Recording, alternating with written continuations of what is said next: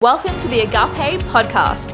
I'm Beck, a passionate, sold-out lover of Jesus who accidentally started a Christian singles ministry, and now I want to help as many people as possible to find their husband or wife while being super healthy and full of hope. So get ready for some real, raw talk about all things singleness and dating.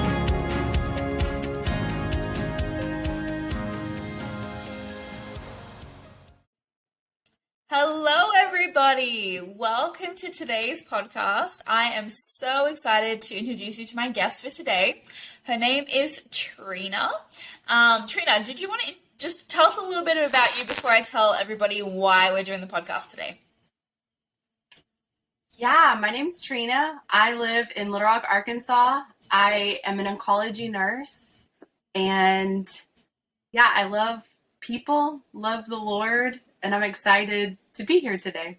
Come on. Yes, you do love the Lord, and I'm so excited to talk more about that. So guys, for those of you who maybe haven't heard, during the summer I did this thing where I put out a post on Facebook and I just said, I wanted to partner with two girls over the summer and just pour into them and just coach them through dating, through relationships, and just a lot of the limiting beliefs and things that were holding them back from walking in abundance in their dating lives. And so I had quite a few people reach out to me, and I really felt led to Sarah, who we've already had a podcast with, and the other person was Trina. So we had such an incredible 3 months. We met every week for 3 months, and we had so much fun, and God did so much stuff. And so I really just wanted to invite Trina on to talk about what were the breakthroughs that she had, how did she get there, what did God do in her life, because I actually believe that the testimony of Jesus is the spirit of prophecy, and what he can do for her, he can do for you as well. And so, Trina, I'd love for you to paint a little bit of a picture maybe. If you remember back like 3.5 months ago, where were you when we first started coaching? When we first met, what were some of the things that you were struggling with? Well, when I first started the coaching process with Beck, I was honestly in a place with dating where I was super discouraged. I feel like I had tried all the things that I knew to do, and I still felt like there was a block. And I kind of knew bits and pieces, like I knew the symptoms, I just didn't know the root of what was the block. And so I was honestly at a place where I'm like, God, I'm going to sign up for this thing because it seems like a good opportunity. If this is you, I'll get it. If not, I'm good, and you'll figure something else out. And so I was actually like really surprised when Beck chose me and honored. And so, yeah, that's just kind of where I was at. Mm-hmm. Yeah, and how did you feel about talking to guys? What was kind of your thought processes around that?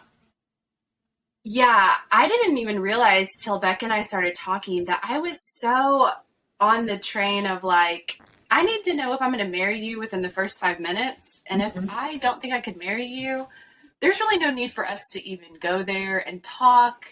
I didn't really have any value for getting to know a man just because he's worth getting to know or worth honoring. It was more of a self-protection measure that I had to try to figure it out within the first 5 minutes to see if it was worth pursuing or worth even opening myself up to. Yeah, I love that, because as we started to delve deeper into, why are you not open to people, maybe, even talking to people that maybe you weren't necessarily attracted to or didn't think, we would never get married, so I'm not even going to talk to them. But actually, like you said, being open and going, what's the root of this? I'm trying to protect myself because what if they get the wrong idea? What if this happens or this happens? What if I end up marrying somebody that isn't my ideal or wasn't what I thought God had for me or what I thought it would look like? And so that was a really cool journey to walk through, right? Where God really started to bring those things up. Yeah, because it was even the point for me where I didn't even realize that I was believing that if I talk to a guy and just be friendly, like be my normal self, that if I talk to him, he's going to think I'm hitting on him. And then I'm going to have to figure out if I like him or not, which was so not even true. But it just held me back from just fully being myself and even engaging in just friendship with guys because I was worried that I would put off something that I didn't intend to do. Yeah. Yeah, that was really big. I felt like as we were talking, you were really playing small, or there was, like you said, that fear of what are people going to think, and then I'm going to have to deal with this whole situation. And we did talk a lot about you not being in control of other people's perceptions of you, and not living for others and holding back because of them. And then I got you to do an exercise. I think this was like week 6 or something. We really delved deep into like how to talk to guys, just getting comfortable with the opposite sex, getting over the awkwardness. And then I asked you to journal about who is the real Trina. Do you remember that? Like, what is her real personality? Not this, like, alternative one that you've kind of been putting out there to protect and to, be overly concerned with what other people are thinking, but who are you really in the core of who you are? And do you remember what came up for you? Yeah, like, honestly, the core of who I am is, like, I'm a friendly person. I love to engage in conversation and meet new people. I'm super bubbly. I'm super touchy and just inviting and friendly, that really the core of who I am. I'm not afraid to talk to people that I don't know, or go up and engage in conversation. But I was not operating in that when it came to the opposite sex for the most part, because of all these fears and insecurities and expectations that I was putting on myself. Yeah. And so once you discovered that, hey, I'm actually friendly, like this is how I've been created, I've been holding back. And I remember even just you having that revelation of, oh, I held back and it's kind of robbed me of some really great experiences or things that I wanted to do. And so how did that, just having that revelation, shift things for you? Well, I just realized that, like, I love to encourage people and build people up. I'm super optimistic and always finding like the positive in things. And I realized that there was like a lie that I was believing, that for me to do that with the opposite sex would relay a wrong message. They'd think I'm hitting on them, or they would think I'm too much, or they'd think I'm trying too hard, or, I just second guessed everything. Like, it makes me think of another homework that you gave me that was like, just go and encourage and honor 3 men. And I remember thinking like, yeah, this is naturally who I am and what I do.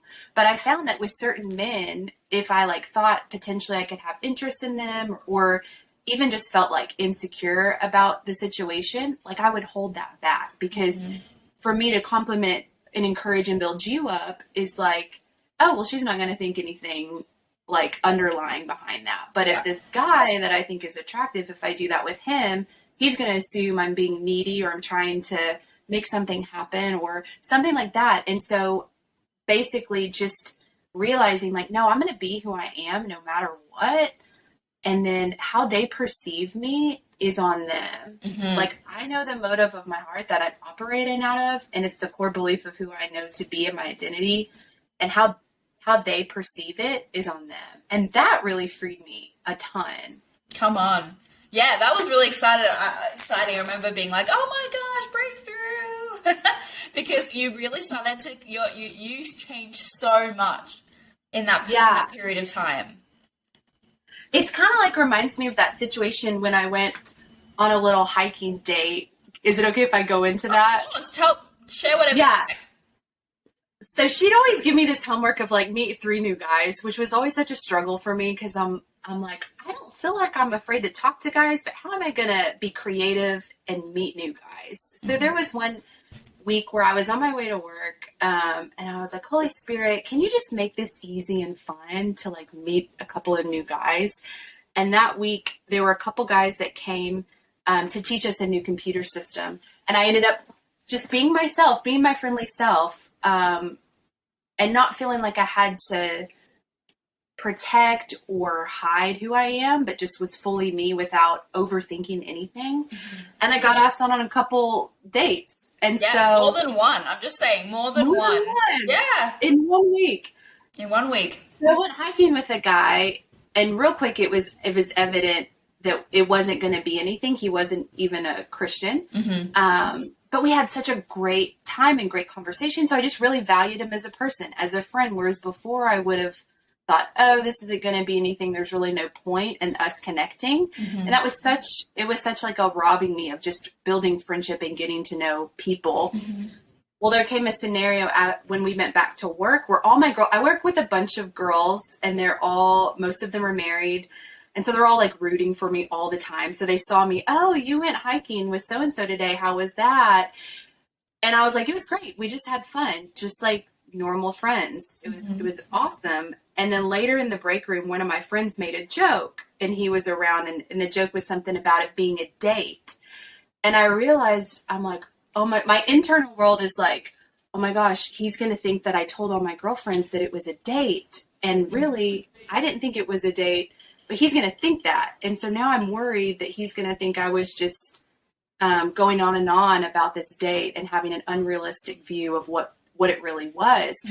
Until I recognize it's like all this happened within like 5 seconds, just me internally processing this. But I'm like, no, Trina, that's actually not what you did. Like, you actually didn't go around and tell all your girlfriends, like, oh, I'm so excited I went on this date with this guy. You actually did just tell them you went as friends and had a good time. So you don't have to project or act like, you don't have to communicate out of that place of insecurity, because actually your motive was just friendship, and that's what happened. Instead of me perceiving like all this stuff from an insecure place, just recognizing, no, that's actually not what happened. If he took it like that, that's on him. But the truth is, I just had a great time. That's what I told my girlfriends. You know? Yeah, come on. And you got to know new people. You got to see. And the great thing is getting to know people and just being open to being friends. And there was some amazing godly men that you got to know and even go on a date with. You really narrowed down your type. Before it was kind of like this specific person. And then as I watched you be more and more open with different kinds of people, you're like, oh, I actually really appreciate that I remember one of them was like, oh, I really love it when guys ask good questions. I think you said that.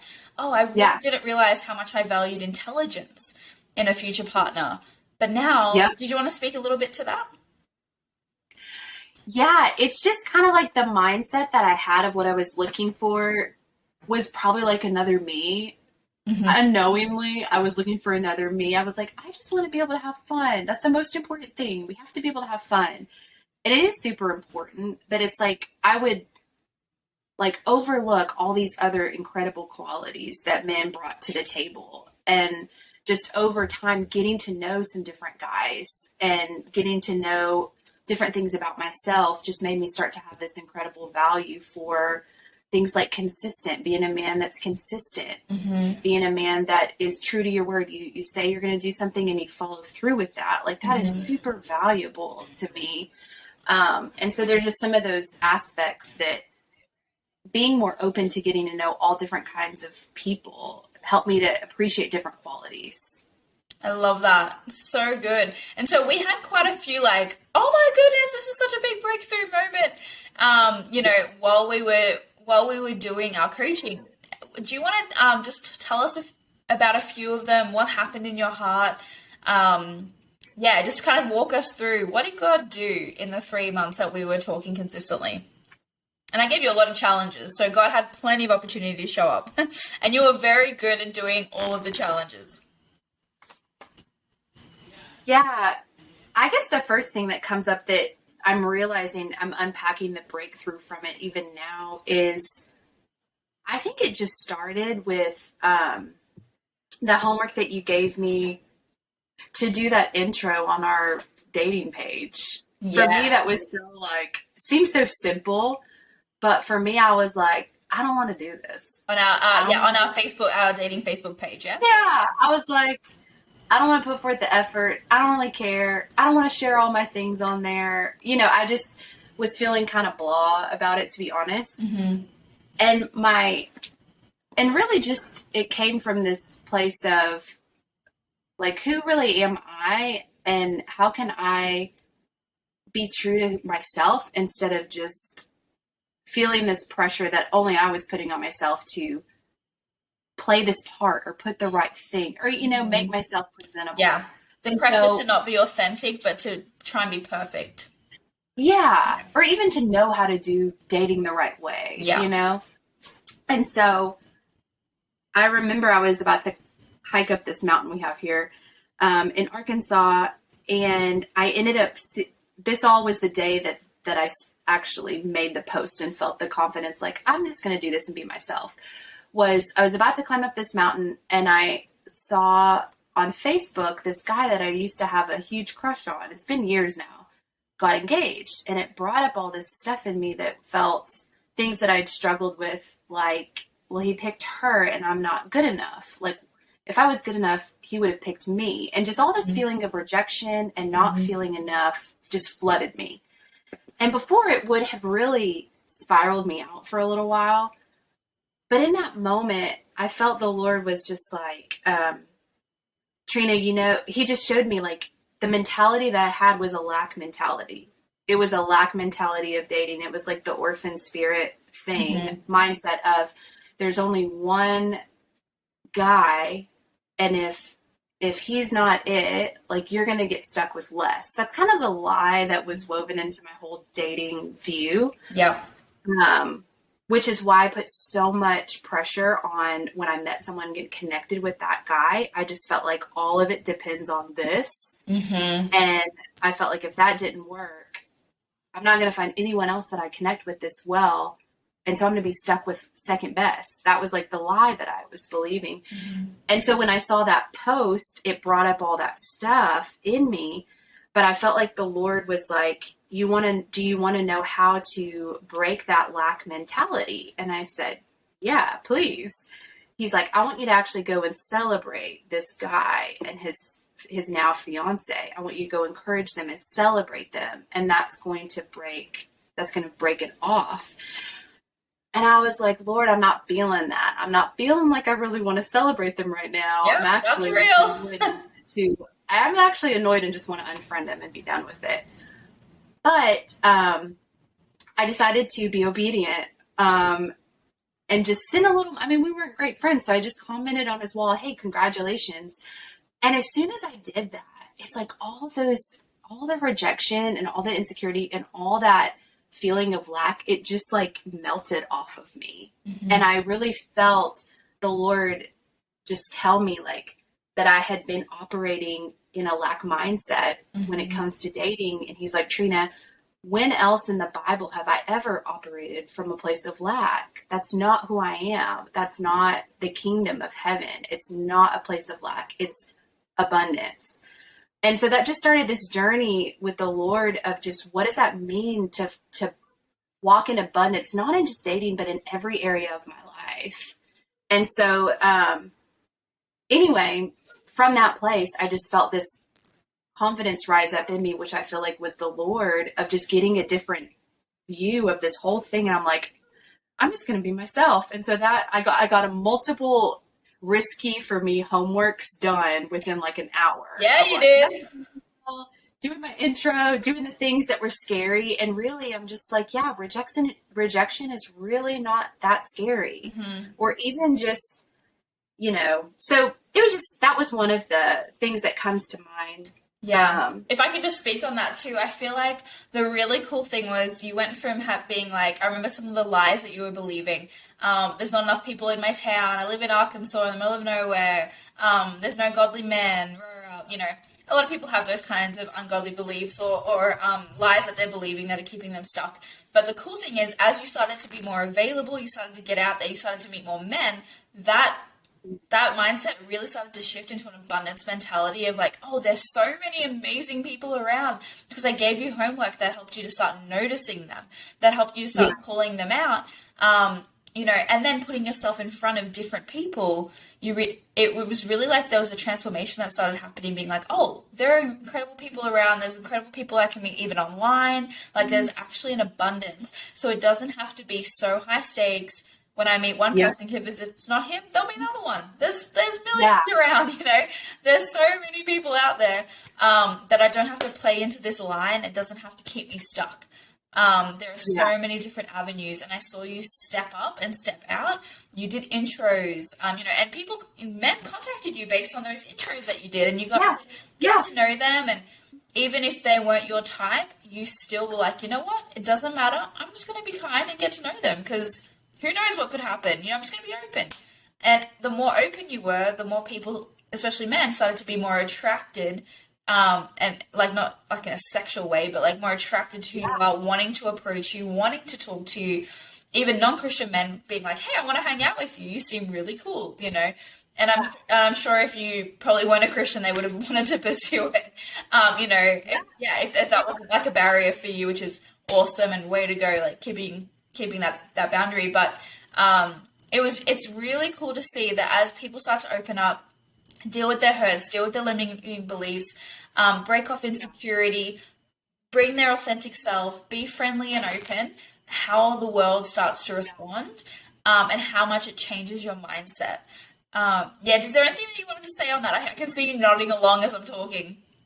Yeah, because it's just making me think of another huge breakthrough that literally I'm playing out now in my life. Is I didn't realize how before I just like projected so much anxiety. Like we talked a lot about how men can just pick up what we're putting off. Yep. You know, like if you're putting off that you're not really available, then they can pick up on that. Absolutely. And I feel like for so long I had this stamp on my head that was like, don't ask me out. Like, don't even think about it because I'm going to say no. Like, and I didn't even know that I was wearing that stamp. But I think to go along with that was also this inner, like inside I had this anxiety that was basically based out of this fear that I'm going to like someone and they're not going to like me back. And then I'm going to get hurt again and I'm going to have to deal with that again. And I don't want to have to deal with that again. I feel much better on my own with Jesus and I'm just going to continue on me and Jesus and I'm good. But really, that's never going to get me any closer to finding the person that the Lord has for me operating in that. But I didn't realize it's like when I met you, Beck, that's the place I was in and I didn't know how to get out of that. But how I can see where I've grown is just it all has to do with like what I truly believe about the Lord in this process and about myself. And the more confident and at ease I am now with trusting the Lord and trusting myself, the more that I'm like not, because like one thing we talked about a lot was emotional boundaries. And for me, like physical boundaries were always like, all right, that's pretty defined. Like I can understand that. But emotional boundaries, I found myself getting like so connected with these guys emotionally. And really then early on too, right? Like first day, like here's everything of who I am. Yeah. Yeah, because I like super love fun, like roller coasters, adventures, excitement, all that stuff. But I also love really deep, like let's just grab coffee and let's just go deep and share everything. And we talked about this too. Going to BSSM, that's what you do. Like you share all your deep stuff. Like breakthrough is in transparency and vulnerability, which it is. But I realized I'd get coffee with a guy and then we'd be sharing all of our heart and just get really connected without having any kind of commitment to one another. Yes. And so I kept getting in these patterns and these cycles where I'm like super connected emotionally to these men, but we've not had any conversation or commitment to one another. But in my heart, I'm like, oh, he's committed to me because we're sharing all these things and texting and spending all this time together. But we'd never have a conversation about it. So I'm like one of those people that super appreciates just being direct. And so normally that would end up in me eventually having a conversation. And sometimes really early on, like, Lord, I feel these feelings. Let's just talk about it. I need to know now if it's going to be something, because if it's not, I can shut it down before I get too hurt. If it is, great. Let's continue moving on. And so I just see multiple times in my life where I would have these kind of conversations and they would not turn out well. You know, it's like they would be thrown off, or it just didn't go how I thought it would. It's like my expectation didn't match where they were at.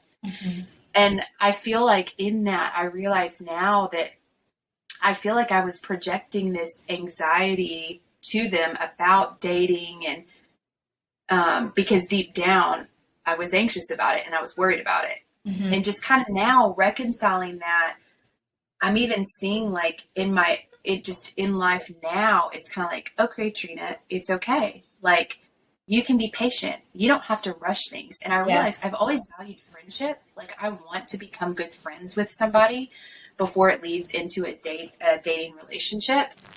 but I'd never given that time to actually build that. And I realized like there's some things like trust that are only going to be built through time. Mm-hmm. And I was trying to rush it.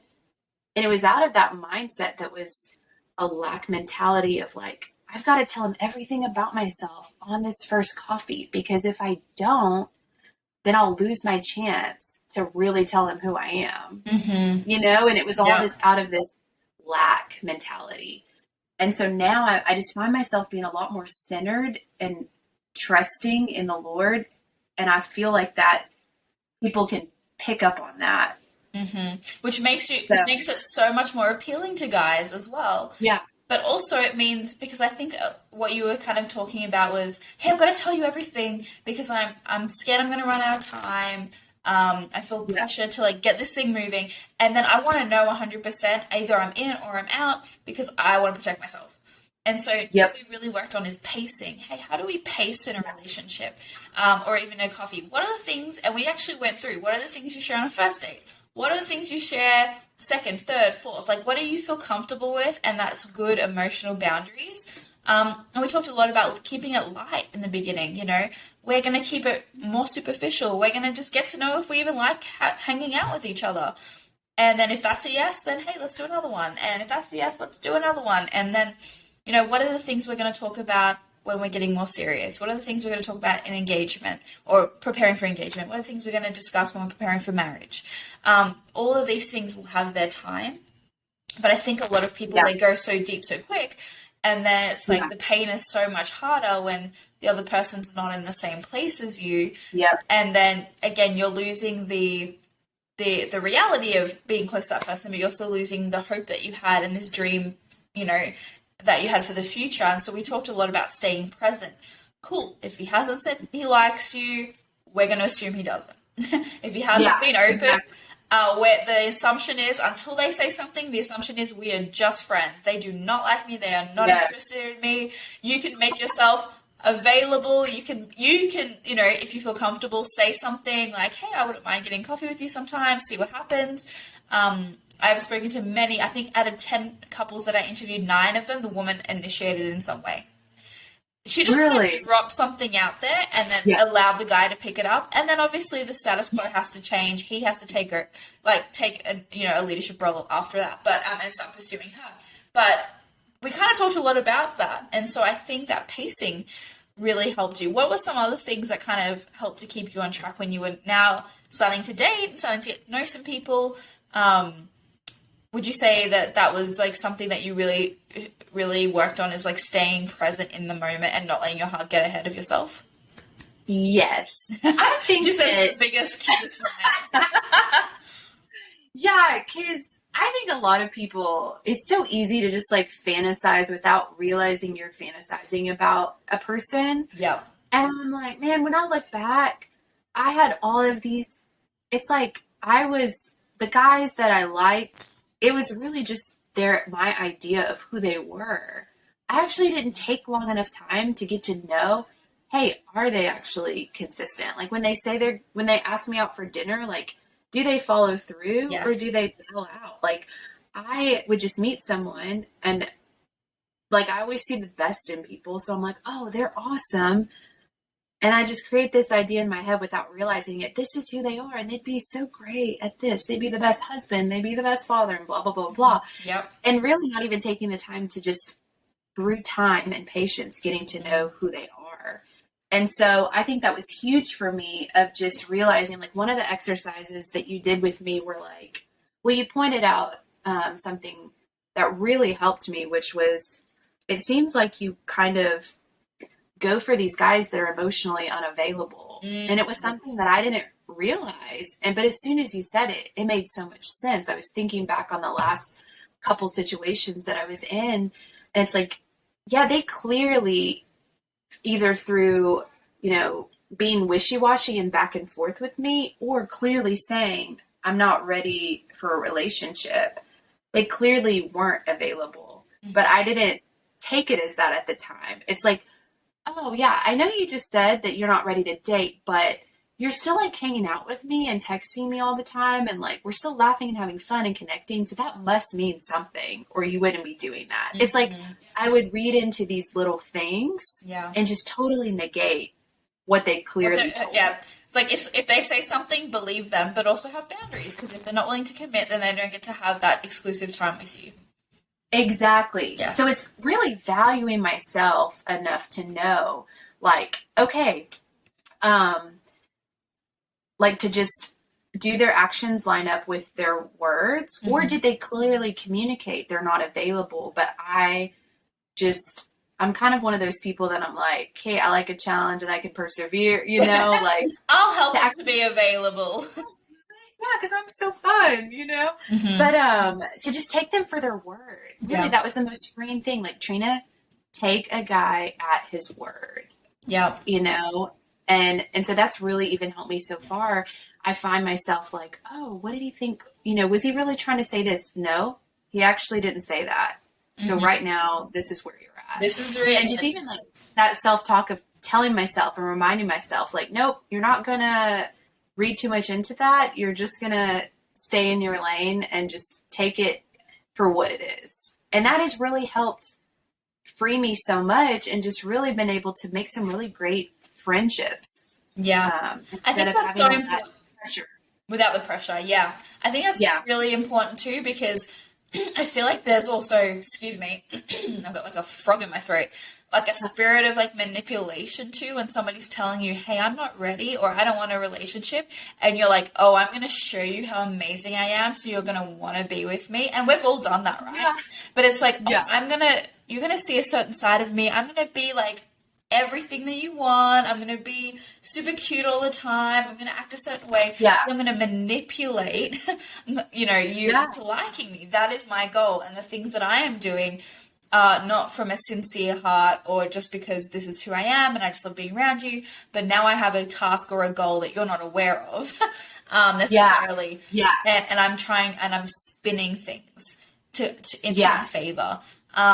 Yeah. And I remember I got really convicted one time, because I used to do that all the time. I got pretty good at it, to be honest. And then I read somewhere, and I think it's somewhere in scripture where it talks about manipulation is witchcraft. And I was like, ooh, okay, that's convicting, because I'm actually not being authentic, and it's just like a subtle lie.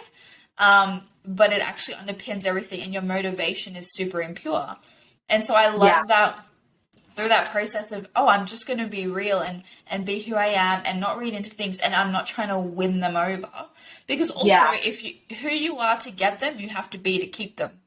Because a lot of times people try and pretend, or they become really like, you know, some people play hard to get because they don't want to appear needy, because they're actually needy. But they don't want the person to know about it just yet. So they're playing these little games of like, ooh, you know, I can't call them. I have to do this. I have to do that. And they've got all these little rules in place. And then eventually, when the rules go and the person, you know, becomes really themselves, and you're in the relationship with the person for a little while, and you're like, oh, wow, they are so not who I thought they were, and I don't want to be with them anymore. So it's so much better to just be yourself, take people at face value for what they say, because you're going to have such better, more authentic, deep relationships, and actually find people you're compatible with, not someone you have to like force or try and win. You know, there's a difference between being like, hey, do you want to go for coffee, and just kind of letting them know that you're open, or giving them a smile and being like, hey, that would be cool if you want to do that sometime. And then being like, I'm pursuing you. I'm going to change your mind. Like, I want you, and like, I'm going to make it happen. You know, there's a big difference. Yeah. Between the two. Yeah, so true. Which the mindset of like, okay, if this doesn't work, I'll be okay. There'll be someone else. Like, I continually tell myself that now. Yes. And it really helps me not like even feel a need to like strive or make anything happen. Honestly, Beck, now I'm to a point where like, I actually refuse to try to make something happen. Come on. Like, that's kind of where I'm at now. And I even like speak that over myself, and I feel it. Like, I feel this sense of like freedom and just value for the waiting, whereas before I was just like, I can't wait, I need to know, because I'm scared to get hurt, or I need to protect myself. Where now I'm like, actually, the Lord, I actually value this process of waiting and being patient, because in this time of being patient, there's trust. There's this like muscle of trust in you and in this process that I'm strengthening right now. And it's been like, I just feel inside, I feel a lot more calm, and it's just so much better than how it was before. Come on, yes, there's been so much breakthrough. I love that. I went through something really similar myself where I was like, oh, I'm not going to have to fight to be in front of this person, because you were working really hard to be seen and be known and noticed, and it wasn't working, right? It wasn't having any fruit in your life. And so the moment you kind of stepped back, gave it to God, had this abundance mentality, worked on just being friendly, being yourself, being authentic, projecting availability, being open, then they started coming to you. And then you didn't have to work to make anything happen. Yes, you might have still said, hey, do you want to go for coffee, or reached out, but you weren't working for it. You were totally like, I'm just going to maybe do the first little like drop a little hint or something, and then it's up to them if they want to do anything with that. And I love that, because there's so much freedom in that. And that's when I met my husband, when I was like, I'm not going to have to work for it. And I just let him know, hey, I'm sort of starting to feel this way. And I was totally okay if he said, great, I am all in, I want to be with you. Or even if he was like, cool, let's go on a date. Or if he was like, I do not like you at all. I actually went into that conversation being like, I remember beforehand, I was like, well, I don't know how this is going to go. I literally said to myself, but I'm like, I'm going to be fine either way. I'm actually not that like attached to the outcome, because I know there are like so many incredible guys that I would get along with and be compatible with. And, you know, I just started to really work on that abundance. And I feel like that for you was like one of the biggest breakthroughs that led to so many other things. And so do you remember some of the challenges I gave you that helped with your abundance mindset?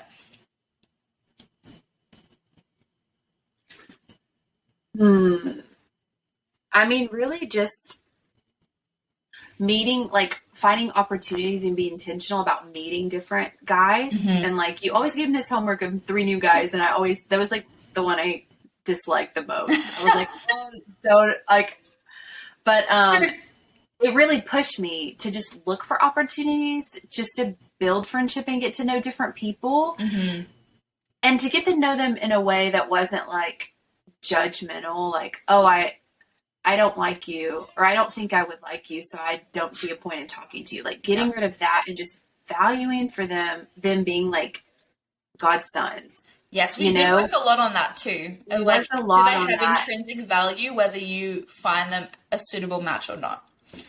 Yeah, and that really helped me to just see that there's so many more than I even thought. It's not just this one guy, but there's so many out there, so many incredible men out there to get to know. And so that really helped just open things up for me. I remember there was one time where, so it was 3 new people every week. And I think I got you to honor 3 guys. And then you're like, yep, done. And then I was like, ooh, okay. And you're like, that was so easy. I just honor my friends. And then I encouraged you to honor 3 guys that you were attracted to. Because you were, do you remember? Yeah. How did that go? Because I remember you were like, it's easy to honor people that I like, oh, this is never going to be a thing. But to honor someone where you were coming out of being concerned about, oh, what would they think? Would they think I'm needy? Would they think I just really like them? What was that process like for you? Yeah, I remember that, and I remember thinking like it was more of a challenge for me to do it, to honor somebody, that because it was that whole concept of like, I don't want them to think that I'm trying to manipulate them or trying to hit on them or trying to do anything like that. And but I just got to a point where I was like, Trina, you're not going to second guess yourself anymore. Just let it overflow from who you are. And and you also gave me this process, this homework of ask the Lord, what does needy look like? And am I needy? Yes. And what does that mean? And just working through that with the Lord showed me like, no, actually, like, you know, here's the areas where it's like anyone can have a tendency to get their needs met from a person rather than the Lord. And so he was just showing me like, I made you for relationship. I built you for relationship. Not just romantic relationship, but relationship in general.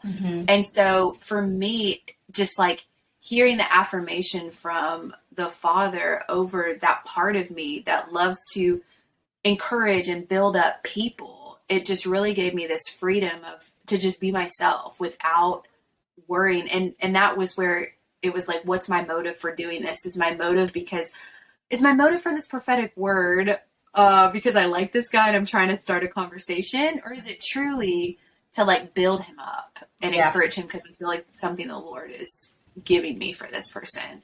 And so just kind of always checking my heart with that. It really, anything that wasn't like that could have been manipulative or anything, it's like repenting and getting rid of that and just starting to build a different belief system. Yeah, that is so good and so powerful. I feel like this challenge was stretching. So for those of you listening, every week I gave Trina between 4 and 6 challenges. And some of them weren't as big and some of them were like bigger, but most of them involved talking to the Lord about something and just things that were coming up in her heart, because he's the one who does the true transformation. I'm just helping guide you through the process. But it was really cool hearing the Father speak truth to you and then you taking it on and being like, oh no, this is who I am. My identity, I'm actually not a needy person, and sometimes he would convict you of things and be like, oh, this is how I've been seeing this. Okay, I need to fix that. Yeah. And we would coach through that. That makes me think of something. This is something that left me before, but I remember it was one of the exercises we did helped me to see, like, I always had this belief. I think it might have been the first one. You were like, what's your self-talk around dating? Mm-hmm. And I remember thinking, like, dating is exhausting. Getting to know guys is exhausting. I'm not really excited about any of it. If I talk to a guy, he's going to think I'm hitting on him. And what if I'm not? Or what if I am? And then I'm awkward about it. Like I just had all this self-talk. But one of the things was guys never, like, I just have a value for friendship. But my self-talk was guys never just want to be my friend. Either they want to date me or they don't really want anything to do with me. Now that has been part of my past, but the Lord showed me real quick, like, Trina, actually you do that to men. Mm-hmm. Like, you find out if you want to date them and try to find out if they want to date you. And if they don't want to date you, then you close, like, you run away to protect yourself. Yeah. And so he's like, you actually do the very thing you're accusing men of doing. And when I realized, it was like, oh, like, this is actually on me. This is not a them problem, or God, this is like a me problem. And so how do I fix this so I can walk in greater freedom? And so that's started the journey for me of, okay, you know what? Every man is worth honoring because he's a son of God. So I'm going to honor everyone. Mm-hmm. And I'm going to I'm going to be friendly to everyone because everyone is worth getting to know and valuing. And so that's kind of what birthed all of that, like, from that mindset of, oh, I actually do that. I actually, like, just want to know if we're going to date, and if we're not, then bye. Like, we don't need to even do this. So, yeah. What I love about the dating process is exactly what you said. Through dating, we mature so much in the Lord. I actually think dating is more to get closer to God and figure out what our type is than necessarily even to find the person we're meant to marry. And that will come. That is a byproduct of it. But just journeying through, like, oh, what are my triggers? Where are these wounds that are actually really holding me back? Oh my gosh, these mindsets are super not sanctified. I'm believing this lie. Oh my gosh, there's holy conviction. Oh, I'm asking him for truth, and he's instilling me with his truth, and he's also convicting my heart of the things that I've been doing that are, not in line with his character. There is so much more sanctification I found through dating and going through the journey that you've just spoken about than kind of sitting around at home and waiting for someone to just kind of come up to me and ask me out. And the great thing is you attract what you are. And so as you get more healthy, because you want to marry someone who's healthy and whole and, isn't going to you for their needs and, isn't toxic and, terrible to be around. But then you also have to do the work in yourself to be who you attract. Because if you're only attracting the same type of people, what does that say about, okay, if I attract what I am, what are the things in me that need to work? Yes, go, your hands up. What do you want to share on that? No, it's so true. Like, I found myself in these, because I'm one of those people, because this is how I am with girlfriends. It's like, I like to connect and I like to go deep. And I have no problem doing that, like, day one. And so that's just kind of like how I was always operating. But when it comes to what you just said about you attract kind of what you are, it's like I kept finding myself in these cycles with these men that had no boundaries. But I really like kind of prided myself on boundaries. I'm good with boundaries. But really, that was me like, I will stiff arm you to protect myself from hurting. But I didn't know really how to set boundaries for myself to where I wouldn't have to be so extreme. It's like really close or really far. Like I didn't know how to just sit in this place in the middle of just being consistently like layers of getting to know you. I didn't know how to sit in that place. And I was even journaling about that the other day. I was like, Lord, this like being patient and sitting in this is really uncomfortable and not, it's like new to me. How do I just like let time pass and let it happen slowly without like needing to know? But I'm like, but God, I'm like so honored to be in this place because this is like greater trust in you. And so I just realized I was attracting all these guys that didn't have boundaries because I didn't have boundaries emotionally, you know? And so now I feel like you kind of gave me homework of kind of recognizing those like red flags and green flags of those things. And that also really helped me to just pick up on signs that I'd seen in the past of how I even got myself in those situations so I could not let that happen again. And so it was That's so good. good. That what an amazing revelation. It's like, oh, actually, Yeah. I'm having this against other the guys, but I'm attracting what's in me because I do that Yeah. too. Yeah. Yeah.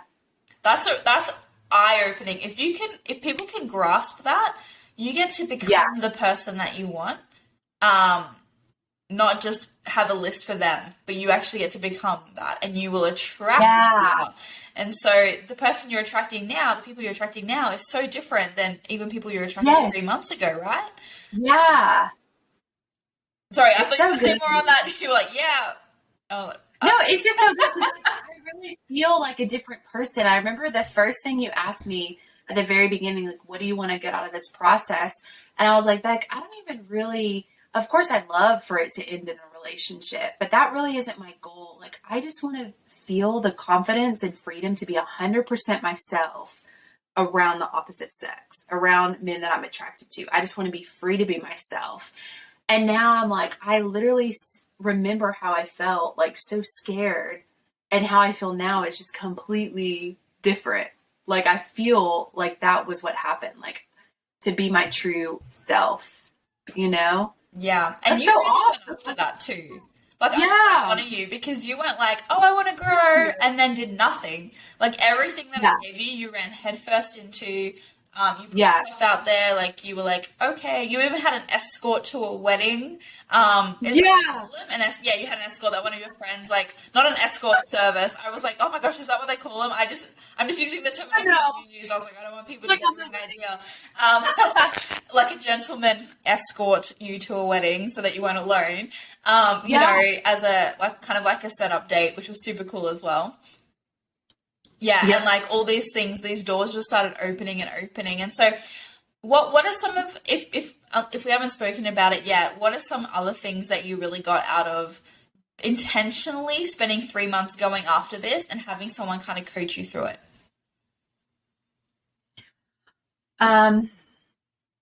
Honestly, like I feel like my spirit was just filled with hope again.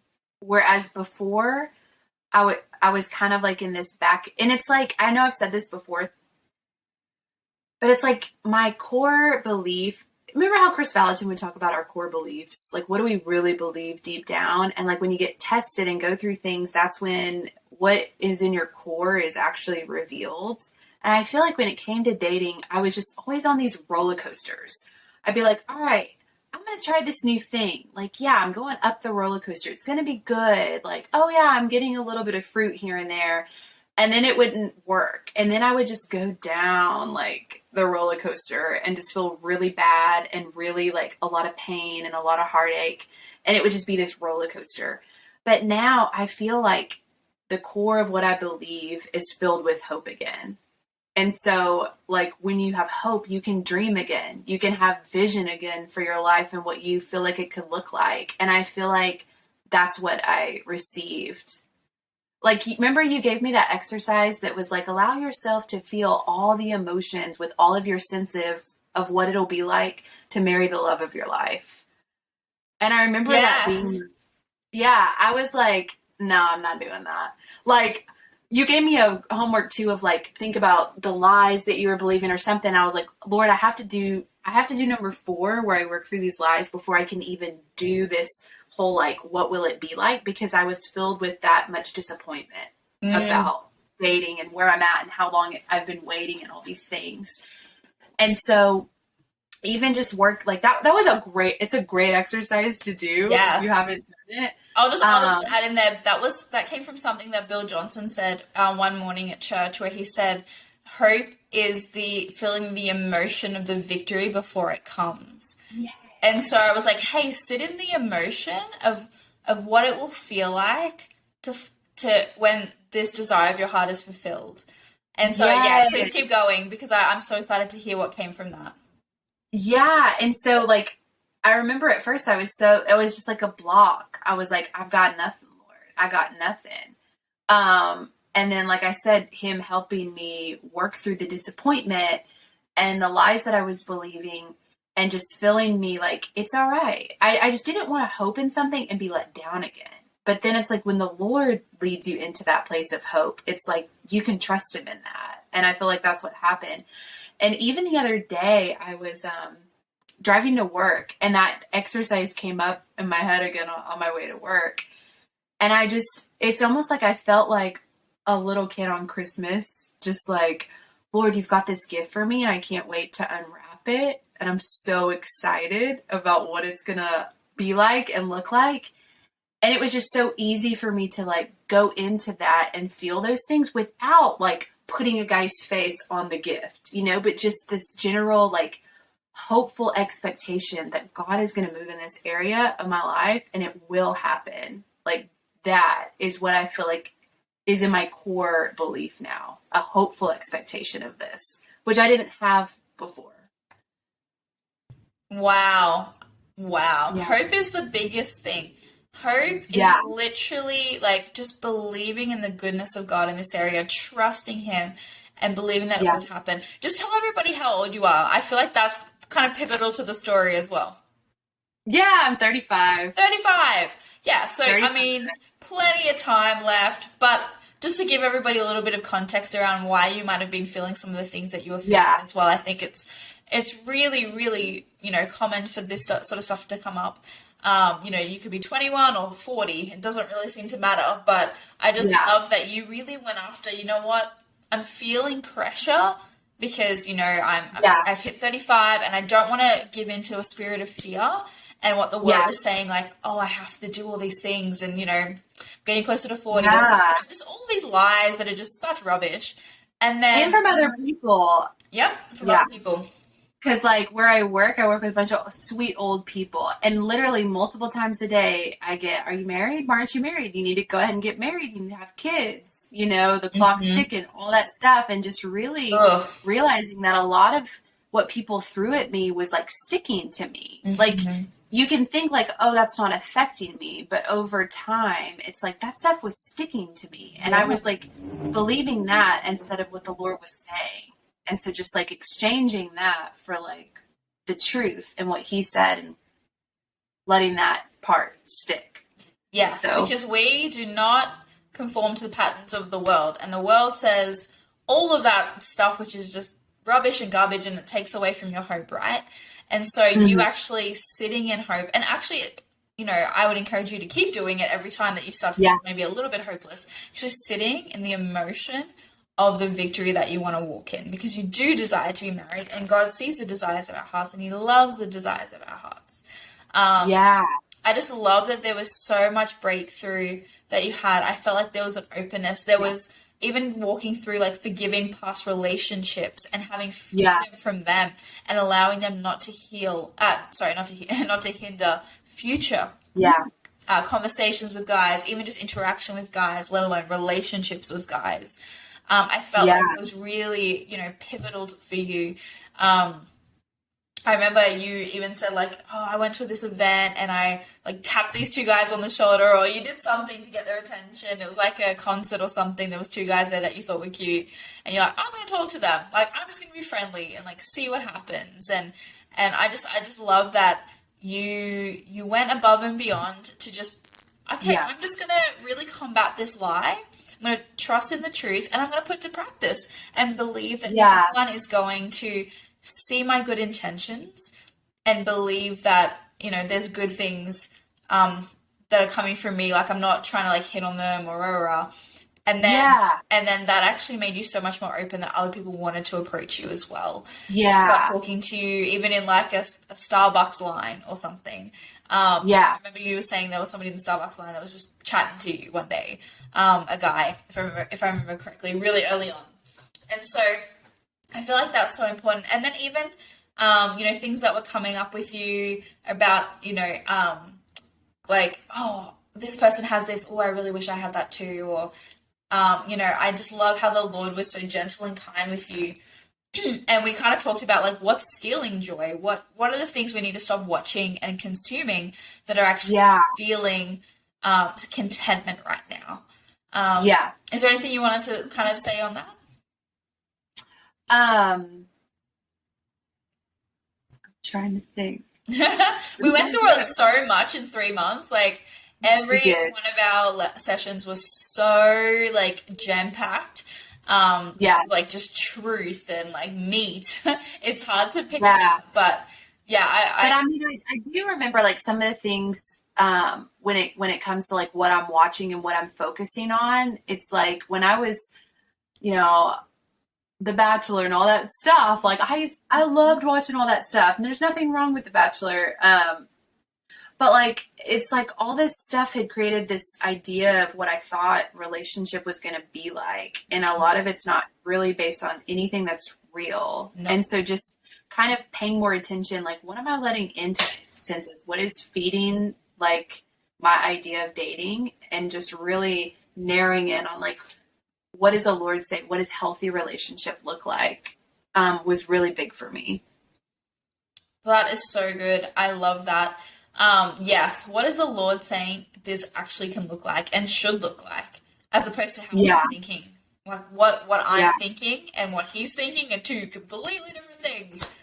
Yeah. And so Definitely. wanting God's best for you looks different than maybe even necessarily the type of guy you've been attracted to, the Yeah. kind of person you thought you would end up with, whether it's looks, profession, personality. Like, you know, I just love that you're uncovering God's heart through this process, growing so much closer to him, growing and hearing his voice, which is so important. Yeah. And actually allowing him to lead you through the process rather than Yeah. you doing it from a place of fear. Because, you know, fear Yeah. casts out love, you know. Yeah. I really don't think that you can come from a loving place and be afraid. It's very hard, especially in dating, when you're like, I'm so afraid. Like, it's hard to love genuinely because you're so motivated by, like, this other force that Yeah. seems to be really, like, engulfing all that you're doing. Yeah, and even just this place of like, I got to make it happen. Like Yes. that was another lie that I was believing. If it's been so long, I've tried so many things. If this is going to happen, I'm going to have to make it happen. Yeah. And Let's that just laugh whole- at that lie, hey? Ha ha ha ha. I do the fake laugh and then I start real laughing every time. I know. I'm One like, of the guys in our church has the best like laugh like that. It's very Oh, deep. really? It's like ha ha ha. I do. I go in waves. I go like ha ha ha ha ha ha ha, because I do it fake and then I start real laughing and then I do it fake and I start real laughing. And Yeah. Nick and I, my husband, will spend like a minute. I'll set a timer when a lie has come in, and I'm like, let's laugh at that, because humor really like seems to like just take the enemy out of that place. And so we'll do that for a minute and we just go through the cycles, and afterwards we feel incredible.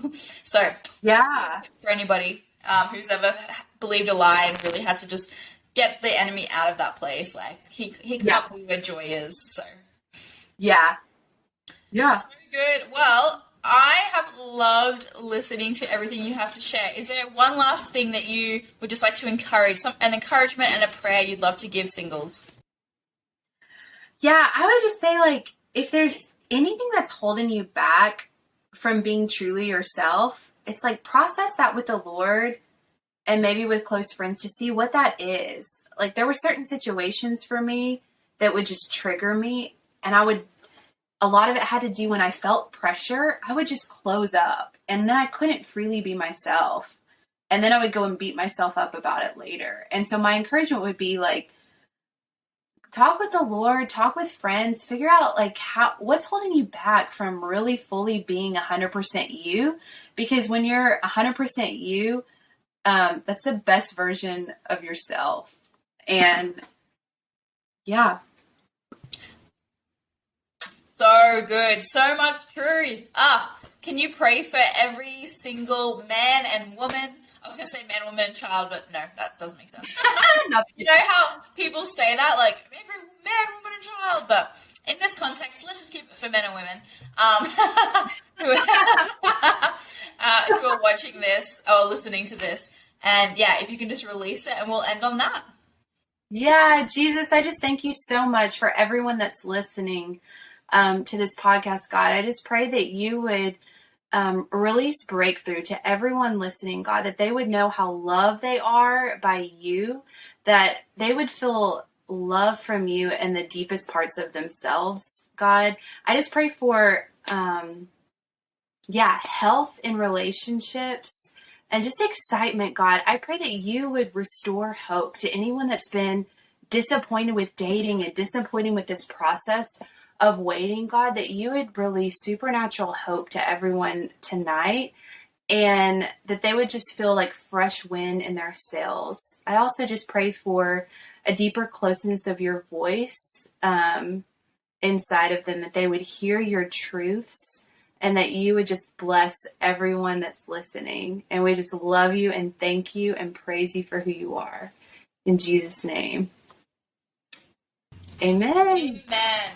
Amen. Everybody, somebody literally decided, I don't know if you can hear that, somebody just had like the loudest car and very fast. Guys, yeah, you can hear it. Trina, thank you so much. You are such a blessing. Thank you for being on today, guys. I hope this blesses you. Yeah. Thank you so much, Beck. You're awesome. All right.